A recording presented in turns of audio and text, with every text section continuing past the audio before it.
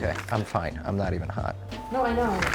We're camera people. Why don't you tap Ron on his face? Are you gonna open it? Yeah. What if it's lousy? I can tell you right now, that ain't a lousy bottle of wine. Shiloh. Yeah, those are from the Sumerian and the Judean hills. I figured you would like that. Very nice. How's the wine? Now that It's opened up. good. It's very good. I'm afraid if I drink too much of it, I may say something I'm not supposed to say. That's so- okay. That's the whole point of Wine with Adam.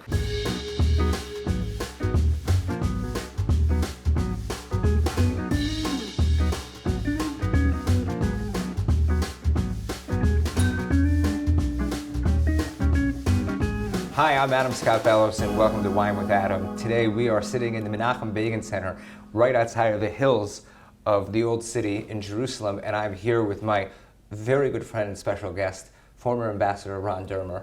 Ron, thank you so much for joining me for Wine with Adam. Good to be with you. It's an absolute pleasure to have you here, and today we are going to be drinking the 2018 Shiloh Cabernet Sauvignon from the Shiloh Hills, the Sumerian Hills, and the Judean Hills. This is actually one of Israel's most awarded wines, 95 points in decanter. In my opinion, this is one of the best Cab Sauves in the country. And what does that number mean? What does that number mean? 95 points, it means that it's damn good. See, I already learned something in the first minute. It's actually made by winemaker Amichai Luria, who is an absolute perfectionist.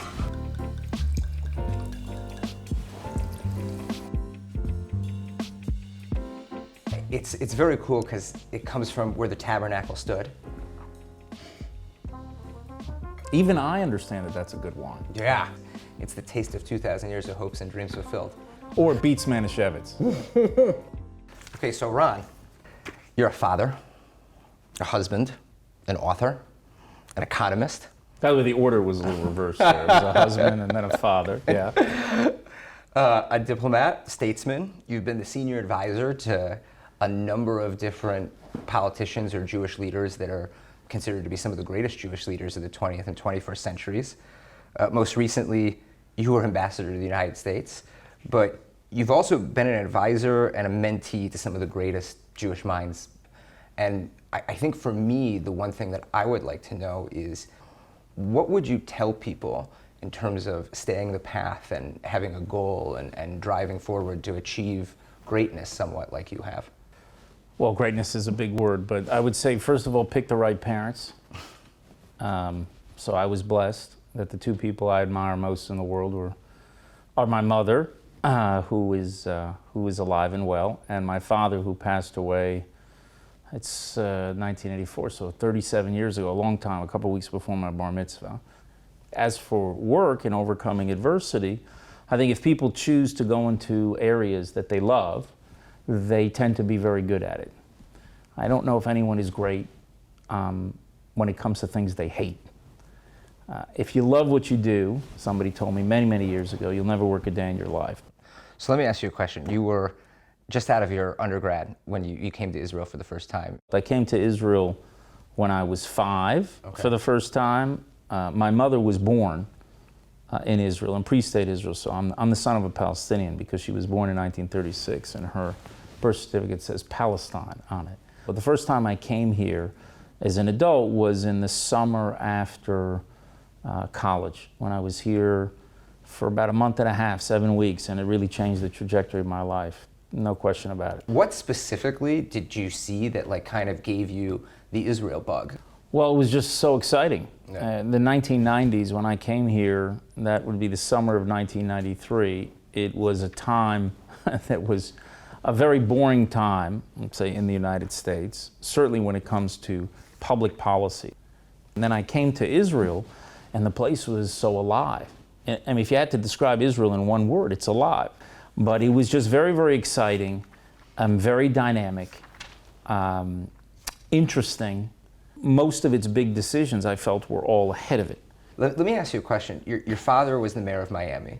Beach. Miami Beach. We're sticklers about it. Yeah, we're the fun place. They got all the problems, and we're the fun place. And your brother became mayor of the same municipality. Mm-hmm. Was your family always a political family? Did you grow up with this interest in politics? Was it the time that you spent in Israel that got you into the political economic philosophy? I mean, that's kind of what you did for your master's, and then you ended up here. It's a good question. I wasn't really conscious of it growing up. My father left public life with a better reputation than he entered it for honesty and integrity, which is rare in politics. And so I grew up in a house where certainly public service was seen as the highest calling. And there was also a view that there were a lot of corrupt people in public life, and that you should go and serve the people and fight that. But I just know that there was nothing that was held in higher esteem in my house than the ability to really serve the public and to be seen as a public servant. I think one of the things that's most interesting about you, at least when you give political commentary on other political leaders other than Netanyahu, and one of the things that I find most interesting is the vitriol that's thrown at Obama over the Iran deal from many right-wing Jews, or even just right-wing supporters of Israel or opponents of the JCPOA. And the way that you speak about him is much lighter. Well, look, on the issue of Obama, I never questioned his motives. You always say that, yeah. I never questioned his motives, not when he was president and not when he was a former president. I think if he were sitting in this chair hooked up to a lie detector, he would tell you he thinks a nuclear deal with Iran is not only better for America, but better for Israel. And he would be seen as telling the truth. I just disagree with him. And I think the problem that you have too often in politics is that we turn our political adversaries into enemies. And the way you do that is you attribute bad motives to them. But people who disagree with you and may actually advocate policies that could be enormously dangerous for Israel. I mean, I think the nuclear deal is a disaster for Israel. In the case of Obama, and I was in every single meeting between Netanyahu and Obama. I'm the only one besides the two of them to be in all of their meetings. I understand how he sees it. We just disagree on what is possible and what the best alternative is. I think once you don't cast those adversaries as enemies, I think it creates the possibility for common ground, where once they become an enemy, once you say that they're evil and you're attributing ill will to them, it's very hard to build any kind of bridge. So, when you got out of college, you worked with Frank Luntz for a little bit, and then you met Sharansky. Tell me a little bit about how that happened and how you got introduced to him. So I went to the Wharton School of Business at University of Pennsylvania, and I studied finance and management. And Frank Luntz, who taught a class that I was in University of Pennsylvania, he asked me to come help him on a project. And Sharansky reaches out to somebody in Washington who reaches out to Frank Luntz saying, could you help this guy, Natan Sharansky, start a political party in Israel? And by then, Frank knew of my desire to live in Israel, possibly move to Israel, so he reached out to me. He said, will you consider going and working for Sharansky? And so I went and I sat down with him. It took me all of like 3 minutes to understand that I was dealing with a unique person. And that's what happened. He ran in 96, I think he got 7 seats. In 99, he got 6. And in 2003, he got 2, and he sort of took his party and he connected it to the Likud, and that was it. And they achieved their goal. And that's success in politics, as far as I'm concerned. So basically, you came to Israel, you started advising for your first political campaign, and you achieve your goal immediately. You call an election. You then, if I'm correct, still at this time, Bibi hasn't poached you yet from Sharansky. So this is where you meet him for the first time. That's when I met him the first time, where he was a sitting prime minister a month before the election. And I said, Mr. Prime Minister, you're going to lose. So I don't remember if those were the first words, but that was definitely the message. I can only imagine that I gave to him. But he knew it. He knew it. He's also exceptionally analytical. He looked at it. He asked me, okay, what do you think I should do, this, that, and we had that conversation. Now you fast forward a year, and this is now around May or June 2000. He's already been out of office for a year, and we're right before Barak goes to Camp David. And Netanyahu was thinking of making a political comeback. And I went to see him, and we had a meeting of the minds right away from that first meeting. How old are you at this point now? I would be 29. I turned 29, and I had worked at that point for Sharansky for about almost 5 years. And they were quite close. I mean, like Bibi played a huge role in helping free Sharansky. So he not only got him out of prison, he took his advisor. Well, yeah. Well, that's what Natan says. That the bad thing that Netanyahu did is that he took me from him or something. But later we wrote a book together. That was in 2004. So this was after I had already worked. And for a period of time, I was really involved with both of them. One of the things that I think is so interesting about the book is that, other than the main thesis, is you do talk about Bibi going to lobby for Sharon against some of the things that Bush was doing at the time. Why him? Why Netanyahu? Yeah, why him? Well, there's been nobody who has had such a gift of gab when it came to defending Israel, both a person with just tremendous policy chops and understanding, but also the ability to communicate it in a very, very clear and concise way. And Netanyahu was a genius at that. And I think what makes Netanyahu unique as a political leader, which a lot of the other people in Israel don't understand or maybe can't do it, and so therefore they choose not to. His ability to be both inside and outside, meaning to have the meeting in the Oval Office with the President of the United States, but then to explain Israel's case publicly and to create public support for Israel's position, because that ultimately, in a democracy, affects decision-making of the political leadership. But what you should know about Netanyahu, he has a very, very clear worldview. Does that come from his father? Yes, for sure. And his father probably comes from Jabotinsky, and Jabotinsky's comes from Herzl. Right. What Netanyahu, I think, understands is an appreciation of power in international affairs. Power is the ability to field an army. Power is the ability to open your gates. It's not l'chaim to a Jewish army. l'chaim. Like, I really hope you're enjoying it. We're drinking the 2018 Cabernet Sauvignon from the Shiloh Winery. It's damn good, huh? It's good. It's good. I want to hear a little bit more about Netanyahu. But he has, I think, an appreciation that power is critical in the relations between states. He said a powerful Israel, an Israel that has economic power and military power, will ultimately lead to diplomatic power. Because the view before Netanyahu was that the only way that Israel was going to be able to have these alliances with countries around the world was to make concessions in a peace process. That was basically the thinking. It's not true. And it wasn't true historically speaking. We didn't have a peace agreement for 30 years until we got the first peace with Egypt. Why did we get it? Because Israel proved itself to be powerful on the battlefield. You had not only the Six-Day War and this great victory, but also repelling in 1973. And then it's an understanding among the Egyptians that, if you can't beat them, let's join them. That's why you hear the Prime Minister say, for as long as I can remember, no one makes alliances with the weak, that Israel has to be very strong. And not only when you make these concessions that are very dangerous, it won't bring peace, that's been clear. But even more than that, it will actually make Israel a worse ally, because you're weakening the country in the hope that this is going to generate goodwill of the world. And then that goodwill evaporates in a second when you don't have that peace that you're searching for.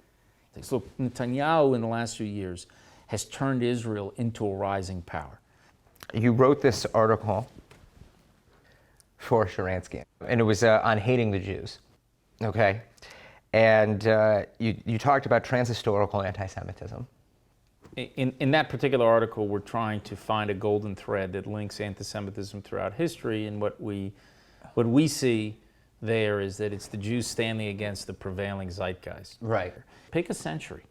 Pick a century any time in the last, 2,000 years. Do you want the 9th, the 13th, the 6th? It doesn't matter. Go online. Go back to Alexandria. And look at how many anti-Semitic attacks there were. And people will be shocked. It's thousands, sometimes tens of thousands, hundreds of thousands of people who were killed. And that has all been blocked out because of Hitler and the Holocaust. At the turn of the 20th century, when Herzl had written The Jewish State, at that time, many people around Herzl believed that the reason why there was anti-Semitism is that the Jews didn't have a state. Right. And if the Jews had a state of their own, we would be treated like all the other nations. Now everything is flipped. Because now they say that the reason why there's anti-Semitism is that the Jews do have a state. And then 120 years ago, they said Jews go to Palestine. Now they say Jews get out of Palestine. So everything is flipped on its head. Yeah.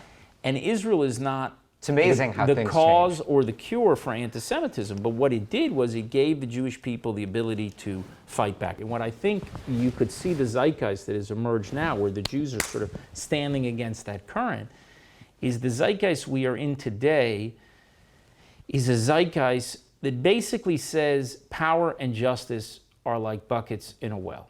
Anything that is powerful is unjust. Anything that is powerful is bad. And the Palestinians have cast themselves as the David to Israel's Goliath. And if you look at contributions that the Jews have made to ideas, and one of the most important one is we are the people who rejected the idea that might makes right. We refused to accept it, whether it was a Pharaoh or a Caesar or certainly a Führer. Now you live in a world where people, the zeitgeist is might makes wrong. Right. If you are powerful, you are bad, which is also totally an un-Jewish, an anti-Jewish idea. And those forces that are driving this idea that might is wrong are not going to be friends of Jews. Did you notice with Trevor Noah and with John Oliver, when they talked about Israel and the Jewish people, but there was no but after they spoke about the Palestinians or the Palestinian Authority or Hamas, and that it was always about our strength. Because might is wrong. Right.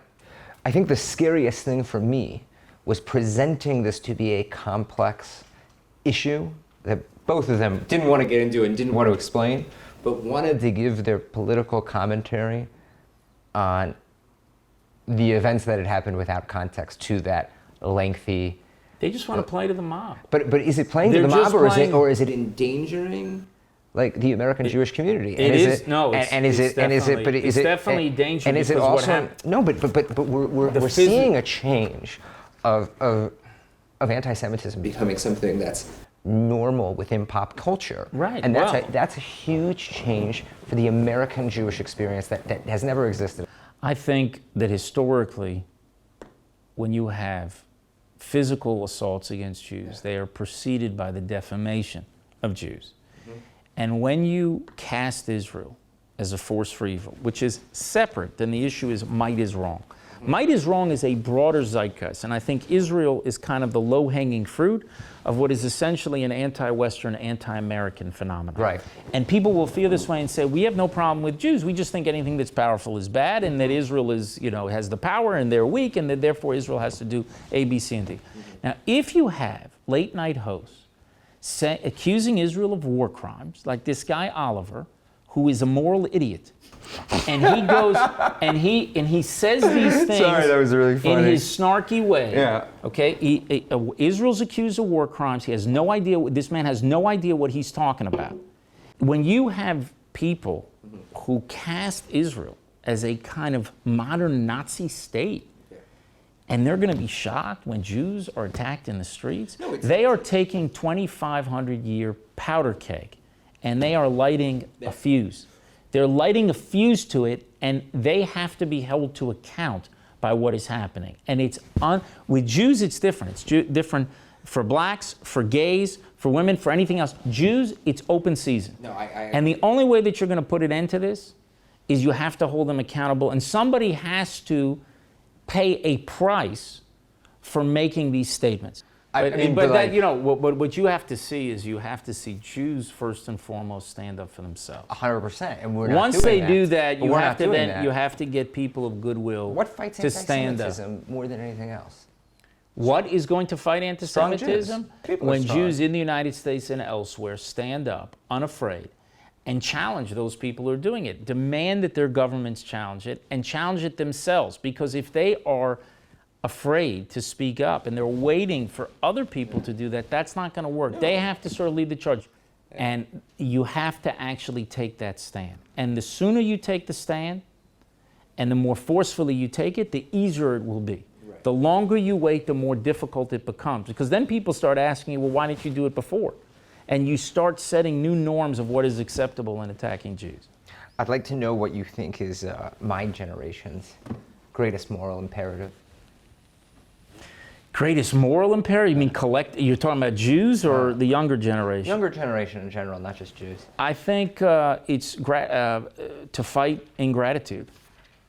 The most important thing is to be grateful for Jews that we live at a time when there's a sovereign Jewish state, because we had 100 generations that dreamed of it and only 3 have had the privilege to live it. I think we take it for granted. I try to get people not to take it for granted was I ambassador, to explain that historical context about how lucky you are. It's hard for people when they've been born into something to realize how unique it is. And I think that sense of gratitude and this restoring the belief in American exceptionalism is the key to securing the future, both for the United States and for Israel, and also for our alliance. What can you say about the importance of finding mentors? How important is that for success? That I don't know. I haven't looked at the empirical data on it, but I can tell you that. But from your own experience? My own experience, it's been, again, it's a great blessing. I had, in all my life, I think I had 4 or 5 really good teachers. If you were blessed with 4 or 5 teachers, great teachers, yeah, that's a lot. Yeah. And when you have somebody like that, you should just seize that opportunity and learn as much as you can. And I was blessed to have in Sharansky, this moral giant of the Jewish people, and somebody who had a unique life and is really a heroic figure, and a prime minister, somebody with just a clear view of how we can secure the future of the state of Israel and the future of the Jewish people. And to learn from those 2 people, I've been very blessed. And I think I was lucky. Final question. If I'm getting ready for my bar mitzvah right now, and I'm 13 years old, what's the one thing that you could teach me that could sum up everything that you've learned? That there isn't one sentence to sum up everything that you've learned. That would be the first thing I would say. I would say probably that hearses don't have luggage racks. You don't take it with you. And all the material possessions in the world at the end of the day are going to be meaningless. The only thing you are left with is your name, and whether you lived your life with integrity or you didn't. I want to say l'chaim to my guest, former ambassador Ron Dermer. This is Wine with Adam. We're drinking the Shiloh Cabernet Sauvignon Secret Reserve 2018. To all you guys out there watching, I hope you enjoyed our conversation. L'chaim. What are you doing? You're drinking water on Wine with Adam. Well, you don't have to tell all your viewers that it's water. They could have thought it was something else. Because it's a nice, I don't know what kind of wine. Can we get him some more water? On today's episode, we were drinking Shiloh Winery's Secret Reserve Cabernet Sauvignon 2018. If you like this wine, you can find it at wineonthevine.com. And if you want to plant a vine with Shiloh Winery, go to wineonthevine.org. And remember, when you're drinking your Israeli wine, drink it with someone you love.